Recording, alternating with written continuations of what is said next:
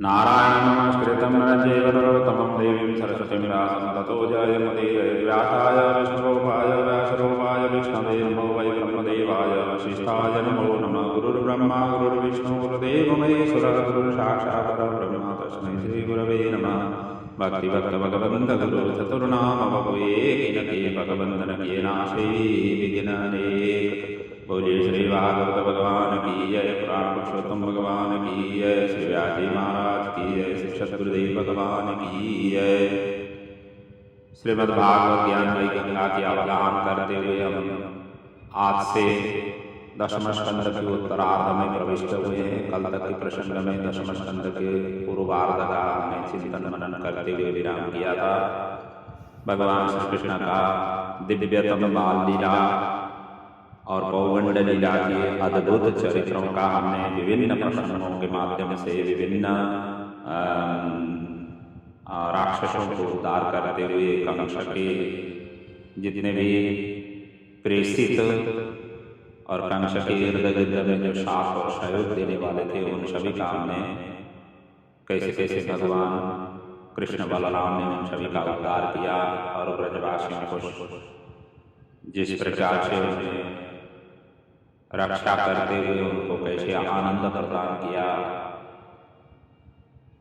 अपने प्रिय सखा उद्धव जी का जो ज्ञानाभिमान था उनको कैसे दूर किया।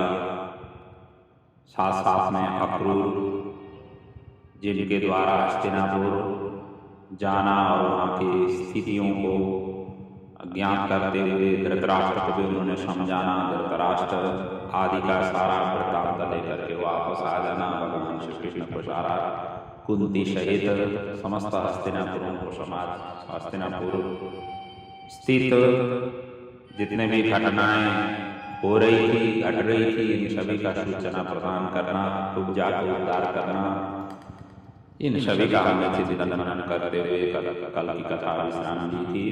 आज से हम उत्तरार्ध में प्रविष्ट हुए हैं। उत्तरार्ध 50वां अध्याय से 90 अध्याय पर्यंत है। विविध प्रसंगों का यहाँ पर चिंतन मनन है। कल जैसे कि मैंने बताया था कल के प्रसंग में भगवान श्री कृष्ण का ब्रजभूमि का और गोपियों के साथ में जो लीला थी, जो प्रेमोत्तर लीला थी, ज्ञानोत्तर लीला थी, उनकी प्रकरण का कल तक के प्रसंग में हमने चिंतन मनन किया। दशम स्कंद के उत्तरार्ध से अब राजस लीला की ये प्रसंग का वर्णन रहेगा। जितने भी यहाँ पर कार्य किए हुए हैं सभी अद्भुत कार्य हैं, अलौकिक कार्य हैं। योगेश्वर है भगवान स्वयं और उनकी लीला उनकी जितने भी कार्य होती है हम सभी मनुष्य उन लीलाओं को अनुकरण नहीं कर सकते हैं, केवल चिंतन मनन नहीं कर सकते हैं। और इसके साथ साथ में भगवान श्री कृष्ण की ये जो गोकुल और ब्रजभूमि का जो लीला है, कई संप्रदाय यहाँ तक के ही भगवान श्री कृष्ण की उपासना भी करते हैं। इसके पश्चात की जो भगवान श्री कृष्ण की बाकी की जितने भी कार्य है या जो उन्होंने कार्य किए हुए हैं उन सभी लीलाओं को इतना ज़्यादा महत्व भी नहीं देते हैं। हमारे हिंदू सनातन धर्म में कई संप्रदाय से इस तरीके से भी बटे हुए हैं। जो भी हो, भगवान श्री कृष्ण का इस धराधाम में आना या कोई भी भगवान का धराधाम में आना, अवतरित होना, परित्राणाय साधूनां विनाशाय च दुष्कृतं धर्म संस्थापनार्थाय ही होता है। साधु संतों का और गो ब्राह्मण इन सभी की रक्षा के लिए ही, सज्जनों की रक्षा के लिए ही भगवान का अवतरण होता है। और उस अवतरण के क्रम में कई ऐसे घटनाओं को सामना भी करनी पड़ती है जो सभी के लिए सुपाच्य नहीं हो सकती है। खैर जो कुछ भी हो, हमने तो भागवत में जैसे उल्लेख किया गया है भगवान की दिव्यतम चरित्र का, उन्हीं का ही आनंद उठाना है। आइए आप दशम स्कंद के उत्तरार्ध में हम प्रवेश करें। सभी साधनों का फल मन शुद्धि है। चाहे जो कुछ भी जिधर से भी जाए, अंततोगत्वा यदि मन शुद्धि नहीं हुआ तो कल्याण नहीं होती है। मनैव मनुष्याणां बंधनं मोक्षकारय। जो कुछ भी करे, मन यदि बंधन है तो हम बंधन में, मन यदि मुक्त हो गया है तो समझ लेना चाहिए हमारा साधना का उच्चतम जो बिंदु, जिसके लिए हम पराश्रय से, जिसके लिए हम तड़पते हैं, जिसके लिए हम तरह तरह की साधना करते हैं, चाहे पूजा हो, चाहे पाठ हो, चाहे यज्ञ हो, चाहे यात्रा हो, चाहे तीर्थ सेवन हो, इन सभी का सार तत्व ही यही है कि मन की शुद्धि। ये सब चीज करने के पश्चात भी यदि मन की शुद्धि नहीं हुई या कर नहीं सके तो सभी के सभी साधन, सभी के सभी जो कार्य है वो सभी निष्फल माना गया है। चाहे उपनिषद उठाइए, चाहे महाभारत उठाइए, चाहे भागवत उठाइए, चाहे रामायण उठाइए, चाहे गीता उठाइए, कोई भी ग्रंथ जो हमारे हिंदू सनातन धर्म के जितने भी ग्रंथ हैं, उन ग्रंथों को सभी को आप अध्ययन करिए, उसमें डुबुल्की लगा करके उनका सारा निचोड़ निकालिए। सभी के अंतिम निचोड़ यही मन की शुद्धि। भागवत भी यही है, मन शुद्धि होनी चाहिए। ये विभिन्न चरित्र जितने भी आए हैं, विभिन्न चरित्रों का मकसद भी यही है, इसकी अंतिम कंक्लूजन भी यही है। इन सभी का आश्रय, इन सभी का चिंतन मनन से हमारा मन में परिवर्तन आना चाहिए। मन शुद्धि हो गया, स्वतः ज्ञान प्राप्ति हो जाएगी। ज्ञान आ गया तो वैराग्य स्वतः प्राप्ति होती है, और ज्ञान और वैराग्य से ही भक्ति में सुगंध आ जाती है, और यही हमें मोक्ष के लिए द्वार खुला कर देती है, और जो हमारे जीवन का सार भी है। इसी जीवन जो मानव चोला मिला हुआ है, सभी जीवों से सर्वोत्कृष्ट है, विवेकी है, ज्ञानी है, ध्यानी है, सभी प्रकार का जानता है। राम शुक्ला जी तो कहते थे, व्यक्ति ने जितना जाना हुआ है आज तक के जीवन में, बस अब आगे जानने की जरूरत नहीं है, अब आगे पढ़ने की जरूरत नहीं है, अब आगे कथा श्रवण करने की जरूरत नहीं है, बस उसको लागू करो। हम सीखते तो जाते हैं, लेकिन लागू हमारे कभी नहीं करते हैं। जिस दिन हमने लागू कर लिया सीखा हुआ चीज को, जो भी हमने लागू कर लिया, हमारा इसी जीवन में, इसी क्षण ही हमारा उद्धार होगी। काम क्रोध लोभ यही मन को अशुद्धि कराता है, अर्थात अशुद्धि में यही डाल देता है, वासना यही उत्पन्न करती है। काम क्रोध लोभ, इसलिए तो ये नरक के द्वार माने गए। जिसने इनके ऊपर विजय प्राप्त किया हुआ है वो मोक्ष के द्वार में पहुंच जाता है। श्री कृष्ण की वियोग से मन तड़प जाए तो मन शुद्ध होता है, अर्थात भगवान की वियोग से, भगवान की कथा चिंतन मनन आदि से यदि हम वंचित हो जाए, और वंचित होकर के हमें जो वियोगावस्था शीर्जना हो जाए, तो हमारा मन स्वतः शुद्ध होने लग जाती है। विरहावस्था में प्रेम की मूल्य वस्तुतः साक्षात्कार हो जाती है, जो गोपियों ने पिछले प्रसंगों में उन्होंने व्यक्त किया। कालिदास जी मेघदूत में भी इसी बात को व्यक्त करते हैं। कालिदास जी कहते हैं ना, धूमा ज्योति शरीरमरुतां सन्निपातः कमेघ संदेशार्था कपटुकर्णैः पाणिनी प्रापणीया इत्योत्सुक्याद परिगणयन् गुह्यकस्तं ययाचे कामार्ता हि प्रकृतिकृपणाः सेतनाचेतनेषु। इसलिए विरह में अपनी प्रिय के ऊपर में वो जहां कहीं भी देखने लग जाता है। जैसे गोपियों ने लताओं में, कुंजों में, वाटिकाओं में, गौशालाओं में कहाँ नहीं देखा, कण कण में भगवान का उन्होंने साक्षात्कार किया। जैसे कि संतों ने कहा हुआ है घटघटवासी, उसकी साक्षात्कार गोपियों ने उद्धव के माध्यम से अपना दिव्यतम ज्ञानोत्तर ज्ञान, प्रेम, लक्षणा की अद्भुत चरित्रों को उन्होंने व्यक्त किया। और यही भाव भागवत के अवगाहन से हमें प्राप्ति होनी चाहिए। भागवत श्रवण के पश्चात, भागवत के चिंतन मनन के पश्चात हमें उस ज्ञान की प्राप्ति होनी चाहिए। तो ही जाकर के भागवत हमने अच्छी तरह से श्रवण किया, चिंतन किया, मनन किया। यदि हमारी वासना भागवत श्रवण करने के पश्चात भी भटकती जाए या अमुक अमुक कार्यों में उलझ जाए, कई वक्त ऐसे होते हैं ना, अमुक करने से अमुक होता है, अमुक करने से अमुक, अर्थात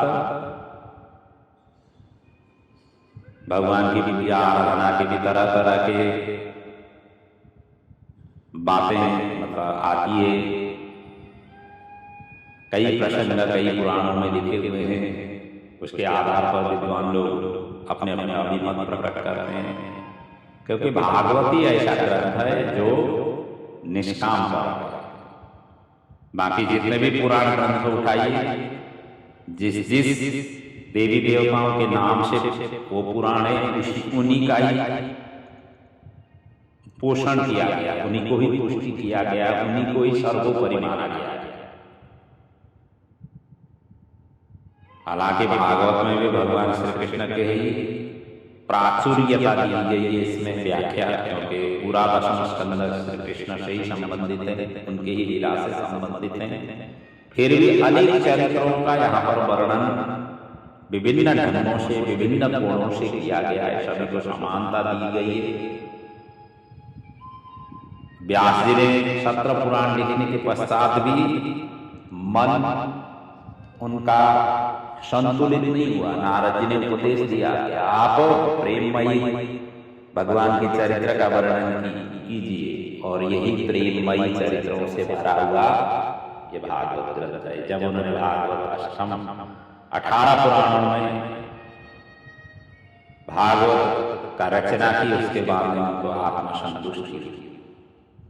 लेखक को कभी भी कृति बनाते हैं, लेखक कोई भी ग्रंथों का रचना करते हैं, कोई भी साहित्य का रचना करते हैं, लेखक को पहले संतुष्टि हो जाए तो जाकर के पाठक संतुष्टि प्राप्त कर लेते हैं।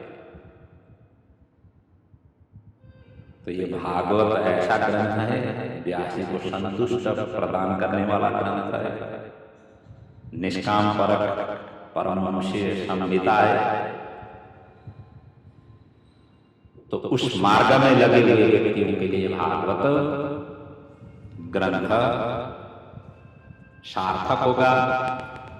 जो संसार में ही वासनाओं से ही, प्रवृत्ति मार्ग में ही जो लिपटे हुए हैं, उसी से सने हुए हैं, उनको एक तो भागवत समझ में नहीं आती है, और आ भी जाए तो व्यवहार में उतार नहीं सकते हैं, और व्यवहार में उतार भी लिया तो सारा का सारा उनसे परिपालन नहीं हो पाएगा, क्योंकि वो वासना उधर भी पटा हुआ है। जैसे गोपियों ने कहा, हमारा दो मन हो जाता है, एक से आपके भगवान को, भगवान कृष्ण की बात सुन लेते। उद्धव जी ने यही कहा, आप ध्यान जप करो, ये सब चीज से भगवान ईश्वर की साक्षात्कार होगी। हमारा मन तो भगवान ने, श्री कृष्ण ने चुरा करके ले गया। हमारा मन है ही नहीं दूसरा, जो जिसके लिए आप कह रहे हैं। आप जैसे विद्वान ज्ञान भक्ति उपासना व्रत जब तब के जो आप कह रहे हैं, मन दो दो हो जाता तो एक इधर लगा लेते, एक उधर लगा लेते। तो एक ही मन है, उनको ही चुरा करके ले गए। तो अब हम यहाँ से अब यदि हम जब भी करें तब भी करें पूजा करें, तो मन ही हमारा नहीं है, तो हम क्या कैसे इसको सफल कर पाएंगे? यही तो दिया है। 50वें अध्याय में सुखदेव जी यहाँ पर जरासंध, भगवान श्री कृष्ण का जरासंध से भीषण युद्ध के विषय में वर्णन कर रहे हैं और द्वारिका निर्माण का प्रसंग का यहाँ पर वर्णन है। सुखदेव जी कहते हैं, राजन अस्ति प्राप्ति सकंशस्य माहिषो भरतर्षभः मृते भरतर्दुःखाते किरीय तूष्मा पितुर्गृहान्। अस्ति और प्राप्ति, ये कंस की पटरानी की धर्मपत्नियां थी और ये दोनों जरासंध की बिटियां थी। कंस के निधन के पश्चात यह अस्थि प्राप्ति अपने पिता के घर गई और सारा वृत्तांत उन्होंने बता दी। दिन भर अस्थि एवं प्राप्ति के खोज में लगने वाला जीव ही कंस है। आध्यात्मिक दृष्टिकोण से देखा जाए, है और प्राप्ति का, अस्थि और प्राप्ति, इनके पीछे जो भागने वाले जितने भी जीवात्माएं हैं वो सभी के सभी कंस है।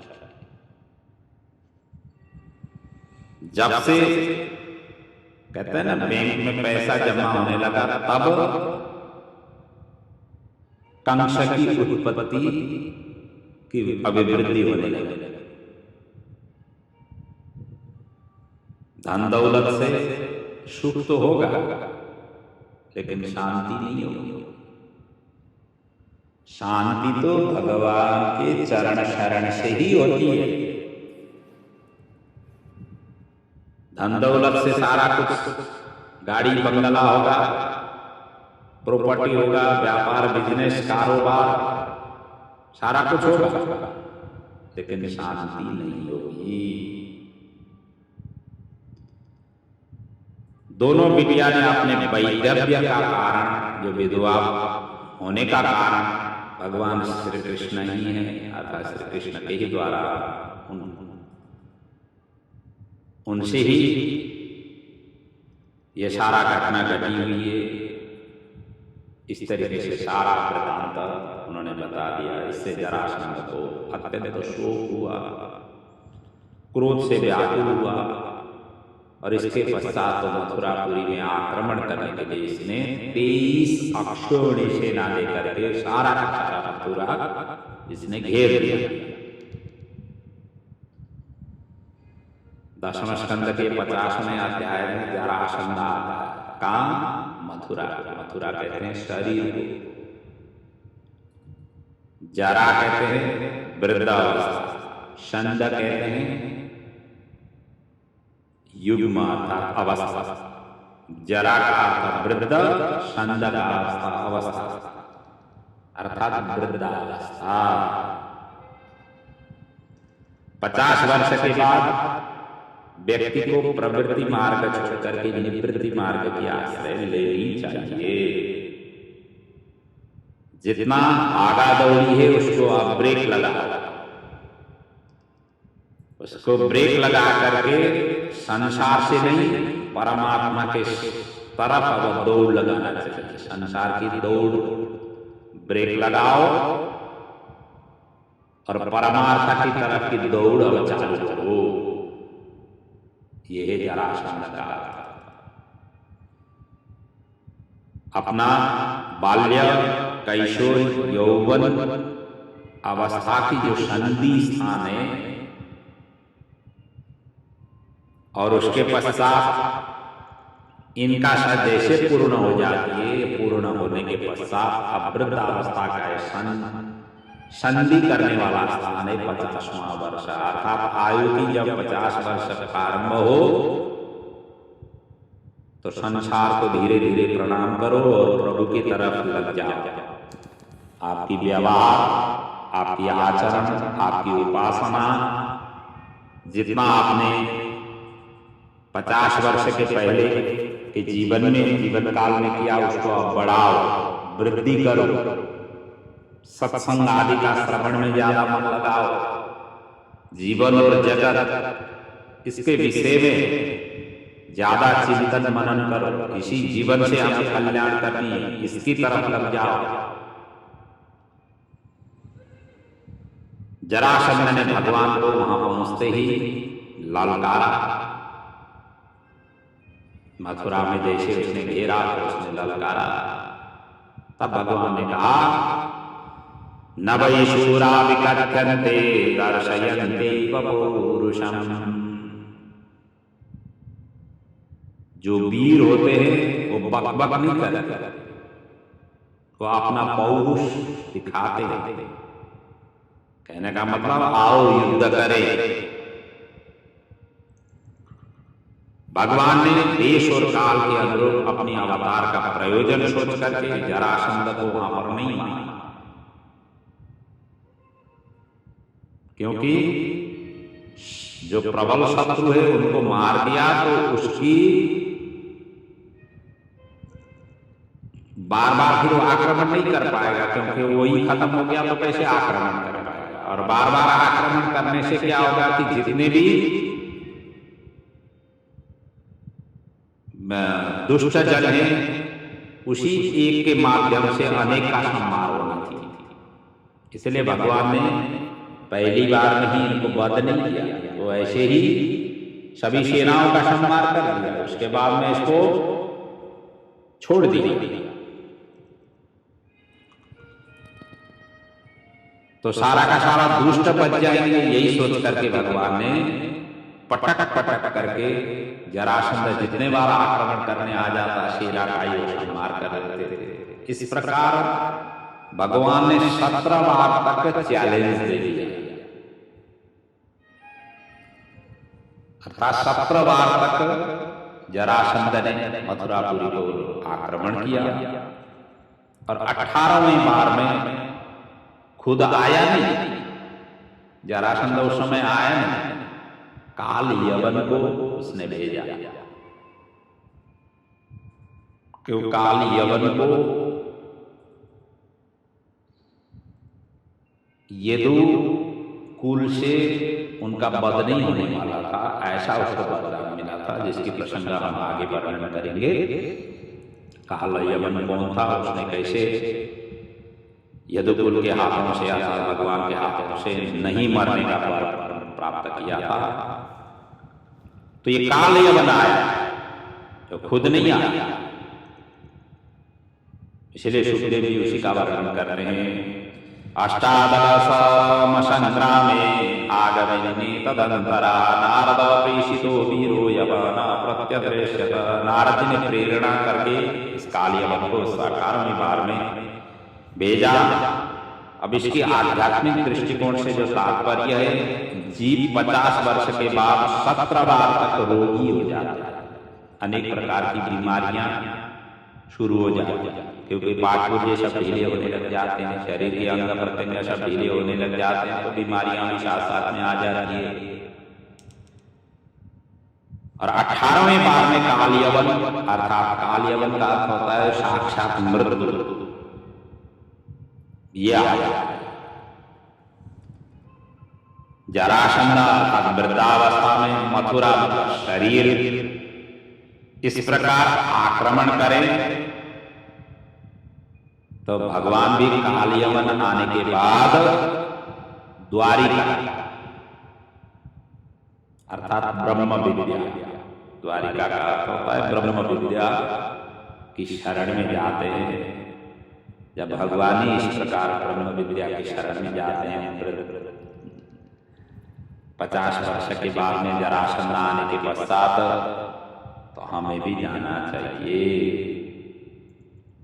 अर्थात भगवत चिंतन में लगना चाहिए।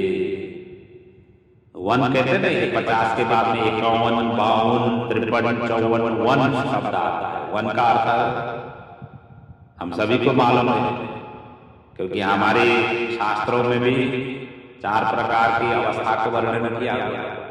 ब्रह्मचर्य 25 वर्ष की आयु तक, 50 वर्ष से 25 से 50 तक गृहस्थ, और 50 से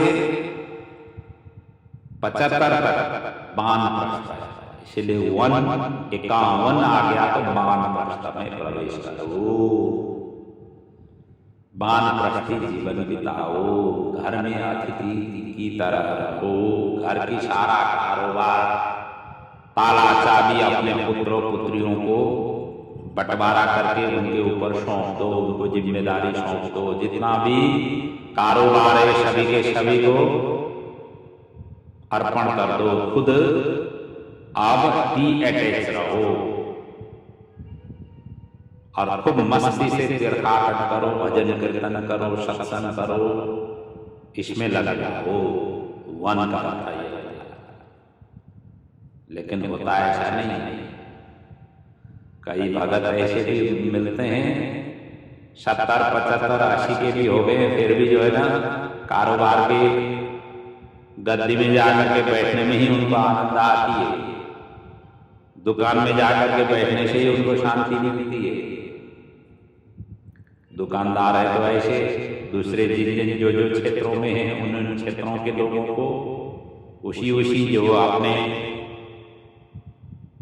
पिछले समय में जैसे जैसे उन्होंने वहन किया था उसी हिसाब से रहने से ही उनको आनंद और शांति मिलती है। कई व्यक्ति तो ऐसे भी होते हैं, रिटायर हो गया, भगवान गवर्नमेंट की तरफ से या कंपनी की तरफ से रिटायर्ड उनको प्राप्त हुआ और उसके पश्चात दूसरे नौकरी की तलाश में लग जाते हैं। पता नहीं अब जहां से रिटायर मिला, रिटायर का अर्थ होता है अब फ्री हो गए, डीएटएच हो गए हो। इसका मतलब जब काम के क्षेत्रों से हमारा रिटायरमेंट दे दिया है तो अब परिवार से भी रिटायरमेंट ले लो, घर परिवार से भी रिटायरमेंट ले लो। लेकिन होता ऐसा नहीं। लोग जो है ना अंतिम क्षण तक भी, कल मृत्यु होनी है, आज तक के समय में वो बटोरने में ही लगते हैं। अरे बटोरा हुआ पता नहीं साथ में ले जाएंगे, क्या करेंगे, भगवान ही जाने। इतना आसक्ति बनेंगे तो फिर हमारा कल्याण का आशा। जब इस प्रकार की आसक्ति होगी, इस प्रकार की वासना होगी, ये वासना ही हमें मुक्ति करने नहीं देगी। यही सभी बैरियर बन जाते हैं। इसलिए जितने से अपना गुजर बसर हो जाए उसी में ही आत्मा संतुष्टि करो। संतोषम परमम सुखम आशाई परमम दुखम नैराश्यम परमम सुखम। और जब ऐसी स्थिति बनी, भगवान ने विश्वकर्मा को आदेश दिया वृष्णि वंशों की रक्षार्थ रातों रात द्वारिका के निर्माण कराया, जो समुद्र में बनाया गया था। सुखदेव जी इसीलिए वर्णन करते हैं, इति सामंत्र भगवान दुर्गा द्वादश योजनम अंतः समुद्रेण गरम कृष्णात् दूत अचीकरत। ये द्वारिका का जो परिणाम है बताया गया है कि अंदर 12 और बाहर 18 योजन के विस्तार में ये नगरी थी। विश्वकर्मा का यह अद्भुत कारीगरी का प्रदर्शन यहाँ पर किया गया था। इसमें गली चौराहे वन उपवन आराम आदि बड़े बड़े सुंदर वन थे और ऐसा दिव्य और भव्य सुंदर नगर का निर्माण विश्वकर्मा ने रातों रात बना दिया। भगवान ने कुछ युद्ध करने वाली थोड़ी सी सेना को छोड़ करके मथुरा वासियों को योग माया से द्वारिका में सुरक्षित किया, वहां पर स्थापना किया। बाकी को बलराम के रक्षक बनाकर स्वयं काल यवन से लड़ने के लिए बिना शस्त्र से भगवान मथुरा से बाहर निकले।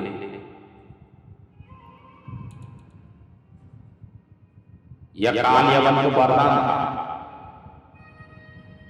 ये यदुवंशी के हाथों से नहीं मरने का, अर्थात तो उनके हाथों से इनका मृत्यु नहीं होने वाला था, और ये वरदान ब्रह्मा जी ने दिया था।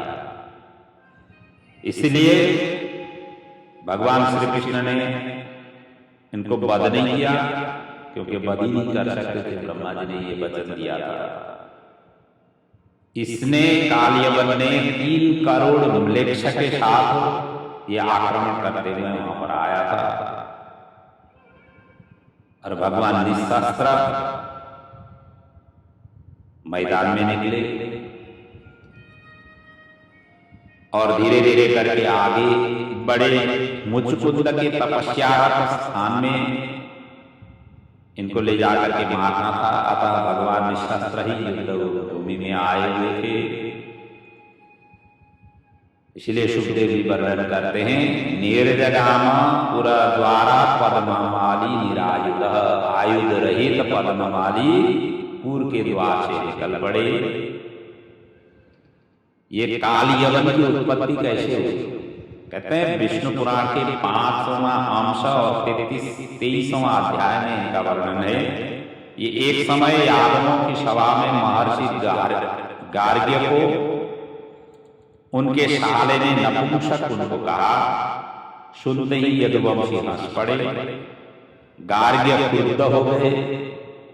यादवों को भय देने वाला पुत्र उत्पन्न की कामना से इन्होंने 12 वर्ष पर्यंत भगवान भोलेनाथ की तपस्या की। भगवान भोलेनाथ ने अभिष्ट इनको वर प्रदान किया, और एक यवन राजा था, उसका पुत्र नहीं था, और ये गार्ग्य ऋषि की आकर के सेवा किया करते थे। गार्ग्य ने उस अभिष्ट वर को यवन की पत्नी में योग द्वारा विकराल यवन का काला रूप धारण कर उनके साथ में योग द्वारा सहवास किया, और इस प्रकार इसका जन्म हुआ। और ये काल यवन अपने से दूसरा वीर नहीं समझता था। मैं ही सर्वोपरि वीर हूं, अर्थात वीर में मैं श्रेष्ठ हूं। और नारद जी के संकेत से, जैसे पहले बताया, नारद जी के संकेत से यहां पर यह आया हुआ था। सुखदेव जी आगे वर्णन करते हैं, तम विलोक्य विनिश्रांता उज्जिहानीलो इवोडुपम दर्शनीय तमं श्यामं पीता कौशेयवाससं। भगवान जब निशस्त्र निकले रणभूमि में, तब ये उदीयमान चंद्रमा के समान शोभा पा रहे थे। जैसे चंद्रमा उगते समय कैसे सुंदरतम छटा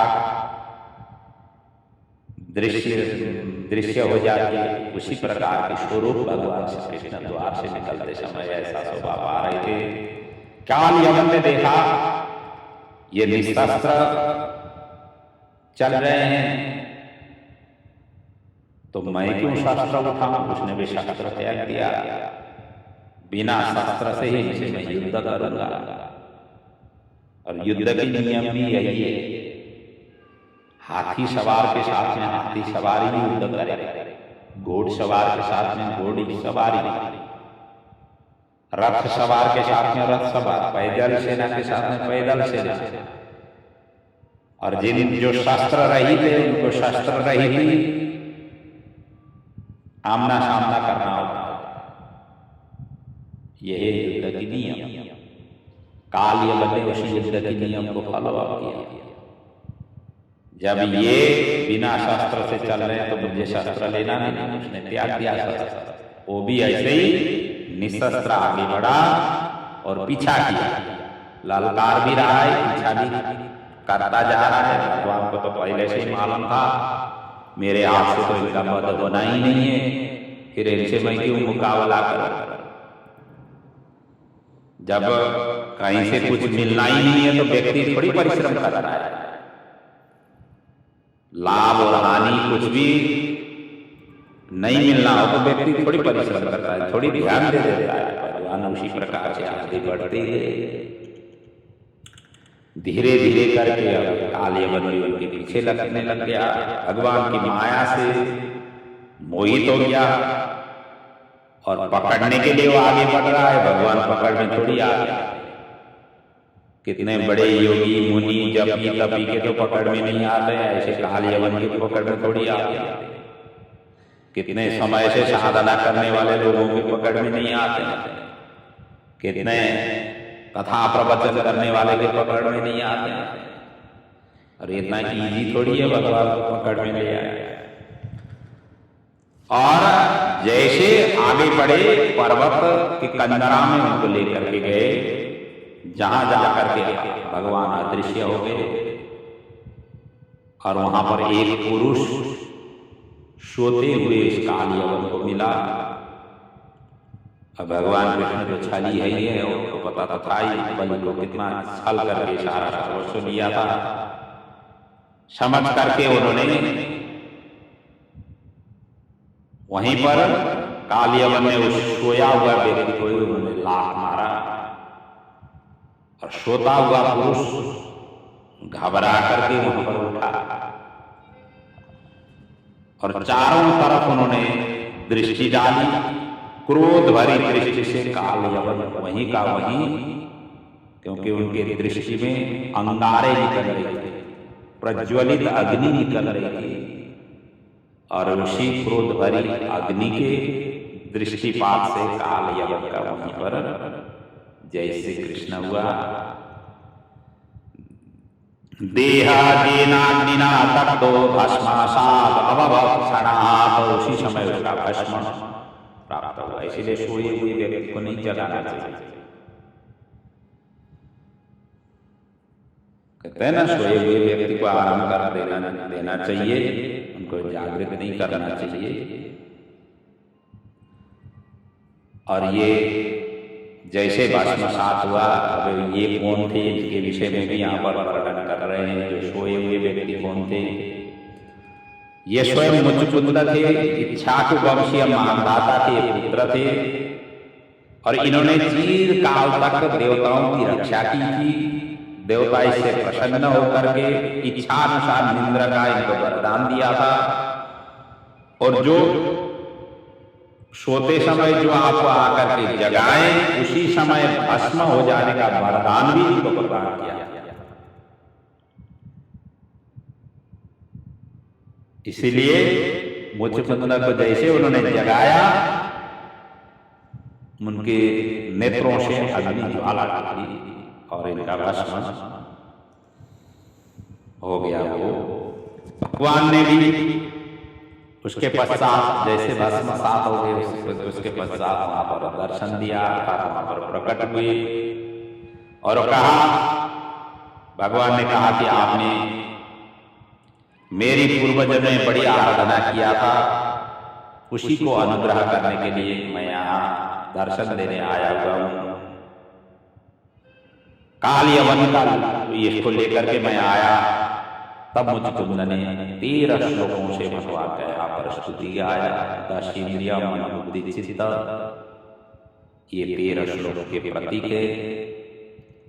और पहला श्लोक मुचकुंद इस प्रकार से भगवान की दिव्य स्तुति गा रहे, हम भी गाएं। विमोहितोऽयं जनैः समायया त्वदीयया त्वां न भजन्त्य नरकद्रेक्, सुखाय दुःख प्रभवेषु च जपे प्रियेषु योषित पुरुषश्च वंचितः। हे प्रभु, हे भगवान, आपकी माया से मोहित गृहस्थी सुख दुख रूपी उलझन में लटकते रहते हैं। नर शरीर पाकर भी आपकी भजन कर नहीं पाते, चरण कमल का ध्यान नहीं कर सकते हैं। क्योंकि नर शरीर यहाँ क्यों कहा हुआ है कि नर ही ऐसा देह है जिसमें भूत और भविष्य सभी का चिंतन कर सकते हैं। पशु को जो है ना सामने जो है उसी को ही देखते हैं, पशु के आगे जो भी आहार रखते हैं वो कल के लिए संचित करके नहीं रखते, तो उसी समय भोजन करेंगे और वहीं पर मलमूत्र विसर्जन कर देंगे, तो कल तक वो चिंतन नहीं करेंगे। मुचकुंद कहते हैं क्रियासक्त चिंताओं से विषयासक्त वासनाओं से घिरा हुआ जीव अनायासी काल रूप सर पर ढस लेता है। मुझे मोक्ष भी नहीं चाहिए, आपके चरणार बिंद में स्थान दीजिए, मैं आपके शरण में आया हुआ हूं, मेरी रक्षा कीजिए। इस प्रकार से उन्होंने दिव्य स्तुति गाई। भगवान ने कहा तुम्हारी बुद्धि निर्मल हो गई है, तुम ज्ञान संपन्न हो गए हो, विशेष पराभव हो गए हो, निश्चिंत पृथ्वी में अब जाकर के विचरण करो और अगले जन्म में ब्राह्मण होकर के मुझे प्राप्त करोगे। ऐसा कहते हुए उनको आशीर्वाद प्रदान किया। उसी का भाव सुखदेव यहाँ पर वर्णन कर रहे हैं। जन्मन्यंतरे राजन सर्वभूतासुरेतमा भूत्वादि जबरस्त्वं वै मामोपैस्यसि केवलम्। मुचकुंद को इस प्रकार अगले जन्म में मुक्ति मिली, क्योंकि युवावस्था में वो कामासक्त था। द्वापर में मुचकुंद नाम से विख्यात हुए और वही मुचकुंद कलियुग में नरसिंह मेहता होकर के आए हैं। भक्तमाल में इसका वर्णन है। और भगवान ने बार बार इनके आगे, वैसे तो कहा गया है 52 बार नरसिंह मेहता को भगवान की साक्षात्कार हुई है, ऐसा वर्णन है भक्तमाल में। तो इतना दिव्यतम उनको भगवान का साक्षात्कार हुआ, उनका तो कल्याण हुआ ही, इनके साथ में जितने भी अनुयायी बने सभी के सभी कल्याण के भागी हुए। और आज भी नरसिंह मेहता की गुणानुवाद चरित्रों का चिंतन मनन और उन्होंने जो भी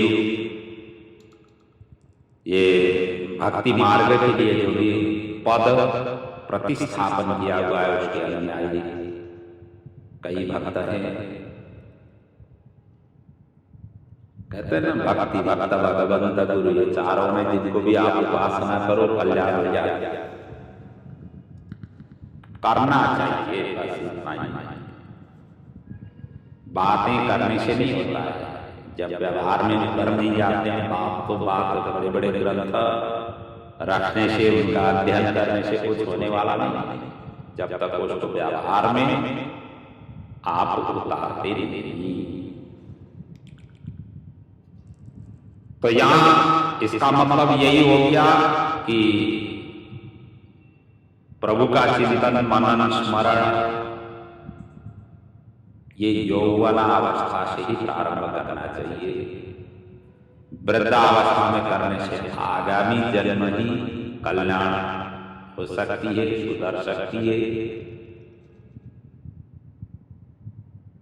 प्रहलाद जी ने यही तो उपदेश दिया, कौमार अवस्था से ही भगवान में लग जाओ, पता नहीं कल क्या होगा। जीवन कम है, आयु कम है, और इस कम आयु में भी सो करके हम कितना समय निकाल देते हैं, बाकी की टीका टिप्पणी करने में कितना समय निकाल देते हैं, पढ़ाई में समय निकल जाता है। बालक मन वैसे भी अबोध, वृद्धा अवस्था वैसे भी अनेक प्रकार की कफ पित्त मरुद विकार इन सभी बीमारियों से ग्रस्त हो जाता है। इसलिए भजन चिंतन मनन करने का समय बचता ही नहीं है। और जो प्राप्त हुआ है उसमें भी हम अपने रिश्तेदारी की खातिरदारी करने में निकल जाता है, अपने हल्लो हाई हल्लो में निकल जाता है, साथ साथ में अपने घर गृहस्थ की अनेक प्रकार की समस्याओं से जूझने में निकल जाता है, समय कहाँ बच जाता है भगवान के लिए चिंतन मनन करने के लिए। इसलिए जो जब जहां प्राप्त हुआ उसी समय उसको सदुपयोग करो, दुरुपयोग नहीं करो।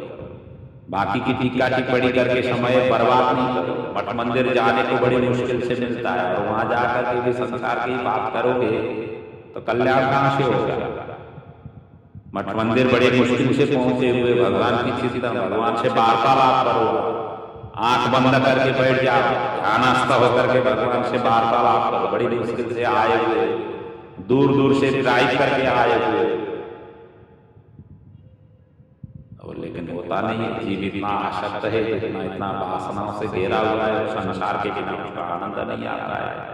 वहां थोड़ी उसको भगवान दिखाई देता है, वहां तो संसारी दिखाई देता है, अपने इष्ट मित्र दिखाई देते हैं, उनको यहाँ यल्लो करके बस निकल जाता है। यहाँ नीच मंदिर का स्थान है, वहां पर बैठ करके गप्पे मारने में उनको आनंद आ जाता है। ये हाल, जीवन कहां से कल्याण होगा। आगे के प्रसंग में सुखदेव जी कहते हैं,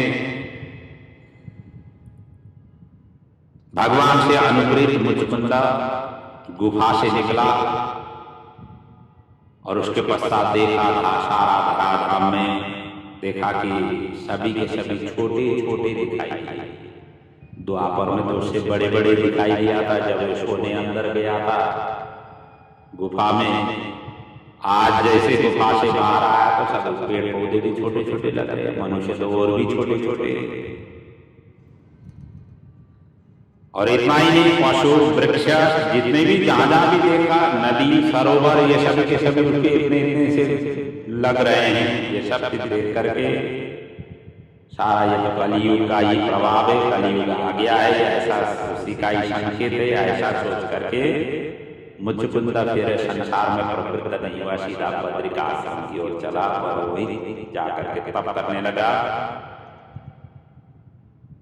और भगवान इसके पश्चात अपनी पुरी में आकर के यवन सेना का उन्होंने संहार किया। काल यवन के पीछे आए हुए थे सेना, उन सभी का संहार किया। और इसी समय जरासंध 30 अक्षौहिणी सेना के साथ वहां पर आया। भगवान ने इस बार बलराम के साथ दोनों रण छोड़ होकर के भागते हुए खड़े हुए, मतलब आगे उस समय मनुष्य लीला करते हुए ये जाकर के प्रवर्षण पर्वत पर गए।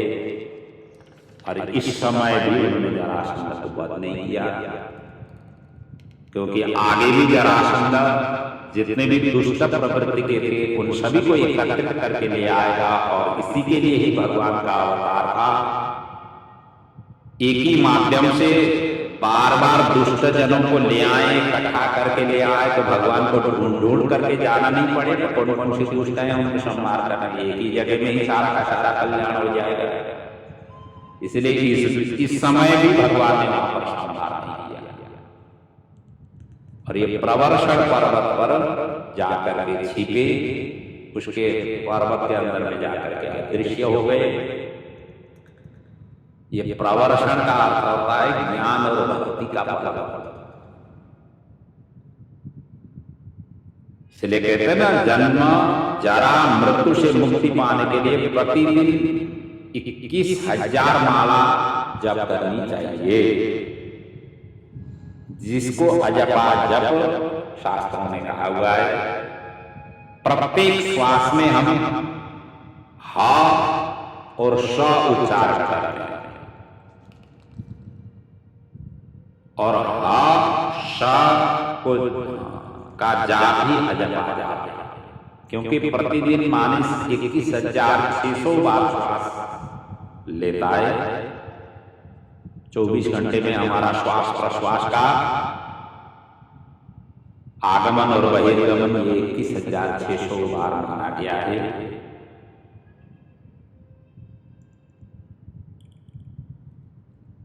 तो कहते हैं ना, एक बनिया कथा सुनने जाता था।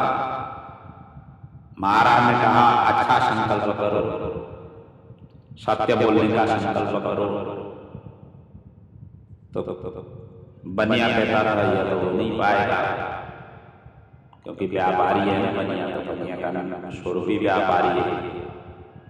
और फिर उन्होंने कहा तो निंदा नहीं करनी, मतलब निंदा नहीं करो, तो वो कहता है ये भी नहीं हो पाएगा।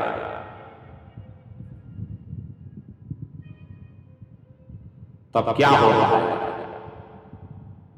तो बनिया ने कहा कि मेरे सामने एक कुमार रहता है, जो मटका आदि बनाते हैं ना कुमार लोग, वो रहता है। जब मैं दुकान खोलने के लिए घर से निकलता हूँ, वो भी वहां पर अपने मटका बनाता हुआ दिखाई देता है। तो संतों ने कहा उसका ही दर्शन किया करो, और कुछ भी नहीं होता है, भगवान की प्रभु स्मरण भी नहीं हो पा रहा है, सत्य बोल नहीं सकते हो, किसी की टीका टिप्पणी किए बिना तुम्हें हजम नहीं होती हो, तो सुबह सुबह उसको दर्शन करके निकल जाना, बस आपका कल्याण हो जाएगा, ऐसा संत ने बता दिया। एक दिन कुछ जल्दी वो कुमार मिट्टी लेने के लिए नगर से बाहर गया, बनिया ने देख नहीं पाया, और नियम निभाने के लिए वो ढूंढने निकला, और भाग्यवश वो बनिया ने मिट्टी खोदते समय कुमार को उसने देख लिया, और जैसे वो खुदाई कर रहा था उस समय उसको सोने का घड़ा मिल गया,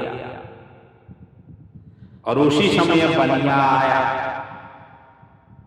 और कहा देख लिया, मतलब दर्शन हो गया। बनिया कुमार का दर्शन करके जाना था उसको दुकान, और इतने मुंह से उसका निकल गया कि देख लिया। और कुमार को तो लगा कि सोने का घड़ा इसने भी देख लिया, और उधर से जैसे कुमार के मन में हुआ कि सोने का घड़ा इसने भी देखा हुआ है, और इसको देख लिया, तो जाकर के राजा को कह देगा, और जब राजा को कह देगा तो सारा का सारा सोने का घड़ा राजा राजकोष में डलवा देंगे, हमें तो कुछ भी मिलने वाला नहीं है। तब उसे बनिया से कहा कि कोई बात नहीं, आपने देख लिया तो कोई हर्ज नहीं है, हम इससे आधा आधा कर लेते हैं, सोने की घड़ा की जो धन दौलत है आधा आधा लीजिए, आप मैं ले लूंगा। अब बनिया तो बड़ा आश्चर्य हो गया, क्योंकि उसने तो देख करके जाना था उसका कुमार का, आज जो है ना आधा आधा इतना धन उसको प्राप्त हुआ अनायासी, ये तो उसने सोचा ही नहीं था। तब जाकर के बनिया सोचने लगा, कुमार के दर्शन के संकल्प से ही इतना मुझे धन प्राप्त हुआ, यदि साक्षात मैं प्रभु के दर्शन के लिए संकल्प किया हुआ होता तो मुझे कहां से कहां पहुंच जाता। ये जीवन हम जो है सांसारिक वस्तुओं की लालायित होकर के हम भटकते रहे, और उसकी छोटी सी प्राप्ति में ही हम अपने आप को संतुष्ट महसूस करते हैं, जबकि ये संसार बनाने वाले के पीछे हम भागेंगे तो अपार हमें सुख और आनंद की प्राप्ति होगी, और जब ये स्थिति हमें प्राप्ति होगी तो हमें कितना आनंद होगा प्राप्ति होगी, कितना शांति प्राप्ति होगी। ये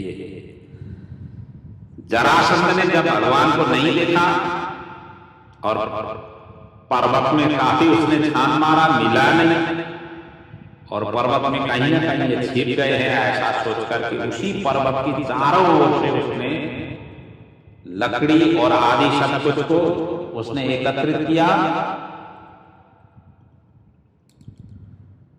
और सारा का सारा लगा करके पर्वत के चारों ओर से उसने आग लगा,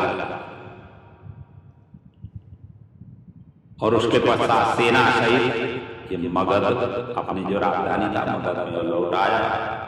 भगवान वहां से योग शक्ति के द्वारा द्वारिका में आ गए। इस प्रकार जरासंध को भी उन्होंने वध नहीं किया, और अपने आप भी वहां से बच करके द्वारिका में आए, जबकि यादव वृष्णि वंश सभी के सभी पहले ही योग माया के द्वारा स्थापित कर चुके थे। और जैसे द्वारिका में आए उसके पश्चात अब बलराम जी का विवाह का प्रसंग का वर्णन है। सुखदेव जी से आगे वर्णन करते हैं। आनर्ताधिपति श्रीमान दैवतो रेवतीं सुतां ब्राह्मणा चोदितो प्रादात बलायेति पुरोदितम्। ये बलराम जी की विवाह रेवत राजा की कन्या रेवती से हुआ, जो नवम स्कंद में हमने चिंतन मनन किया था। यह रेवती कन्या 21 हाथ लंबी थी। ब्रह्मा जी के पास इन्होंने लेकर के गए थे योग्य वर ढूंढने के लिए। उन्होंने बलराम को बता दिया था, तब बलराम के साथ इनका विवाह हुआ। और जैसे शादी हुई तो अपने हल से अपने समान की खींच करके अपने बराबरी की उनको खींच करके समान अर्थात छोटी बना दिया था। इसका तात्पर्य यह है कि सत्ययुग में मनुष्य 21 हाथ लंबे होते थे। त्रेतायुग में आकर के 14, द्वापर में 7 हाथ और कलयुग में हम सभी 3.5 हाथ के होते हैं। अपने हाथ की माप से हमारा जो लंबाई होती है 3.5 हाथ की होती है। इसी प्रकार बलराम जी का तो ऐसा विवाह हुआ। अब इसके इसी प्रकार भगवान श्री कृष्ण की प्रथम विवाह भीष्म के बेटी साक्षात लक्ष्मी जो रुक्मिणी के रूप में अवतरित हुई थी उनके साथ में पहला विवाह हुआ। शास्त्र में 3 प्रकार की लक्ष्मी का वर्णन किया गया है। लक्ष्मी की भेद 3 प्रकार की बताई गई है। एक तो लक्ष्मी है जो नीति अनिति दोनों से प्राप्त हुआ धन, जिसको साधारण लक्ष्मी कहते हैं, जो मनुष्य इसी नीति अनिति के ही संघर्ष करते हुए धन की लक्ष्मी की प्राप्ति कर लेते हैं। दूसरी है अलक्ष्मी जो केवल अनिति से प्राप्त हुआ धन, चाहे चोरी से हो, चाहे डकैती से हो, चाहे काले धंधे से हो, चाहे दूसरे रिश्वत लेकर के हो, चाहे दूसरे की पसीना चुष करके हो। कई तरह से अनिति का तो कितना विस्तार है तो कह नहीं जा सकता है। छल से, कपट से, किसी भी तरीके से हो सकता है, उसको अलक्ष्मी कहा गया है। और ये लक्ष्मी की अलक्ष्मी कभी भी उनको कल्याण नहीं करती। और तीसरी है महालक्ष्मी जो धर्म के अनुसार प्राप्त हुआ धन, जो अपने पसीना बहा करके प्राप्त हुआ धन, वो महालक्ष्मी। क्योंकि मृत शरीर के पास में धर्म ही जाता है, बाकी सब का सब यहीं पर छोड़ करके जाना होता है। जहां धर्म हो वहीं ईश्वर का वास माना गया है, वही उत्तम लक्ष्मी है। प्रत्येक के लिए धर्म बताया गया है और इसी प्रकार धनोपार्जन करना चाहिए और इसी से ही कल्याण किए। राजा परीक्षित ने यहाँ पर प्रश्न किया, भगवान भीष्म का शोताम रुक्मिणी रुचिराननाम राक्षसेन विधारेण उपयेमेति श्रुतम्। मैंने सुना हुआ है भगवान ने रुक्मिणी के साथ राक्षस विधि से विवाह किया है। इस प्रसंग को मुझे विस्तार से कहिए। विवाह के कई प्रकार है। जो हरण करके शादी की जाती है उसको राक्षसी पद्धति का विवाह माना गया है। रुक्मिणी विवाह का प्रसंग भी इसी प्रकार से ही संबंधित है। सुखदेव जी अब इनका वर्णन आगे करते हैं। राजा से भीष्म को नाम विदर्भाधिपतिर्महान तस्या पंचाभवन पुत्रा कन्यका च वरानना। विदर्भ देश के प्रतापी राजा भीष्म थे। इनके 5 पुत्र थे जिनका नाम है रुक्मी, रुक्मरथ, रुक्मबाहु, रुक्मकेश और रुक्ममाली। सबसे छोटी एक बिटिया हुई थी जिनके नाम थी रुक्मिणी। कन्या ने नारद जी से कृष्ण भगवान श्री कृष्ण के गुणानुवाद सुनी हुई थी। इसको सुन करके उनके हृदय में कृष्ण के प्रति उनका आकर्षण प्राप्त हुआ और उसने मन पति वरण करने की उन्होंने सोच बनाई। राजा ने भी देने के लिए निश्चय किया, परंतु ज्येष्ठ पुत्र रुक्मी बहन का विवाह शिशुपाल के साथ में करना चाहता था। और इस समाचार से रुक्मिणी को बहुत खेद हुआ, असमंजस में पड़ गई। अब मैं कैसे भगवान कृष्ण को प्राप्त करूं? और रुक्मिणी ने एक पत्र उसके पश्चात लिख करके सुदेव नाम ब्राह्मण के साथ उन्होंने द्वारिका भेजी, और जिनमें कुल 7 श्लोक का ये पत्र था, प्रेम पत्र, तभी से प्रारंभ हुई है। आजकल तो अब व्हाट्सएप वगैरह जितने कई प्रकार के मैसेंजर वगैरह आ गए हैं, उसके माध्यम से हम सभी आजकल तो बच्चे उस तरीके से अपने भाव को व्यक्त करते हैं। ईमेल हो गया, व्हाट्सएप हो गया, मैसेंजर हो गया, तरह तरह के माध्यम से करते हैं। पहले के जमाना में, पहले के आज भी है ना पत्र, और कई तो ऐसे साहित्यकार भी बने हुए हैं, प्रेम पत्र लिख करके साहित्यकार बने हुए हैं। ऐसे साहित्यकारों का भी इनकी जीवन चरित्र देखें तो उनका साहित्य की शुरुआत प्रेम पत्र से हुई। प्रेम पत्र में भी एक अद्वितीय साहित्य कला छिपा हुआ है। प्रेयसी प्रीतम के लिए, प्रीतम प्रेयसी के लिए कैसे आकर्षित करे, ऐसा दिव्यतम शब्दों का चयन के साथ उनके चयन करते हुए उन शब्दों का कि प्रयोग मतलब प्रेम पत्र में लिखते हैं, ताकि एक दूसरे को अच्छी तरह से आकर्षण करें उन्हीं शब्दों के माध्यम के द्वारा। आज रुक्मिणी ने 7 श्लोकों से प्रेम पत्र लिखी। अरे 5 श्लोक का अर्थ होता है इंद्रिय स्वरूप, और दूसरे मन और बुद्धि का अर्पण का प्रतीक है। प्रथम श्लोक में ऐश्वर्य का वर्णन, भगवान का ऐश्वर्य का वर्णन, द्वितीय में यश का वर्णन, तृतीय में स्त्री का वर्णन, चतुर्थ में ज्ञान का वर्णन, पंचम में वैराग्य का वर्णन, षष्ठम और सप्तम से शरणागति का वर्णन इन 7 श्लोकों में उल्लेख किया गया है। रुक्मिणी जी कहती है अब उनका प्रेम पत्र हम भी श्रवण करें। भगवान श्री कृष्ण को उन्होंने कैसे प्रेम पत्र लिखी थी। सुखदेव जी प्रेम पत्र का भी यहाँ पर वैसे प्रेम पत्र तो प्रेयसी को ही, प्रेमी को ही पढ़ना चाहिए। सुखदेव जी यहाँ भागवत में उस प्रेम पत्र का वर्णन कर रहे हैं। श्रुत्वा गुणान् भुवन सुंदर सन्मतां ते निर्विश्य कर्ण विपरैहरतोऽङ्गतापं रूपं दृशां दृशिमता अखिलार्थलाभं त्वय्याच्युता विशति चित्तमपत्रपं मे। हे भुवन सुंदर श्री कृष्ण, आपके गुण एवं रूप को सुनकर के मेरा मन सर्व प्रकार से सर्वतो भावेन अनुरक्त हुआ है। मुझे आशा है कि आप मेरे अखिल मनोरथ को पूर्ण हो जाएंगे।